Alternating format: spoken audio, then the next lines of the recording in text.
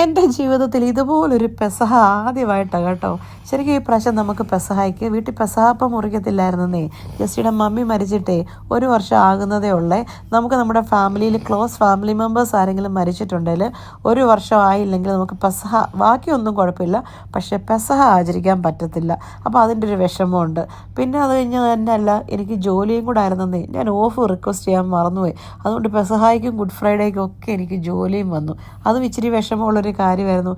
എന്നാലും ജോലിക്ക് പോയല്ലേ അല്ല ജോലിക്ക് പോയല്ലേ പറ്റുള്ളൂ അല്ലേ. അങ്ങനെ ജോലിക്ക് പോയി. ഉച്ചയായപ്പം പിന്നെ ഞാൻ പോയി ഫുഡ് ഹോസ്പിറ്റലിൽ നിന്നോ ക്യാൻറ്റീനിൽ നിന്ന് വാങ്ങിച്ചേ. പെസഹ ആയതുകൊണ്ട് പിന്നെ വെജിറ്റേറിയൻ ആക്കി. ഇച്ചിരി പരിപ്പ് കറി, കുറച്ച് ചോറും മാത്രം. അങ്ങനെ പെസഹാപ്പം ഒന്നും കഴിക്കാൻ പറ്റിയില്ലല്ലോ എന്ന് കരുതി വിഷമിച്ചിരുന്നപ്പോൾ ഇതേ ഒരു ഫോൺ കോൾ. ഞങ്ങളുടെ ഐസി വർക്ക് ചെയ്യുന്ന ടിജിയുടെ. എൻ്റെ ഒരു 10 മിനിറ്റ് കഴിയുമ്പം പുറത്തോട്ട് വരുമോ, ഞാൻ എൻ്റെ ഹസ്ബൻഡിൽ പെസഹാപ്പം കൊടുത്തു വിട്ടേക്കാമെന്ന്.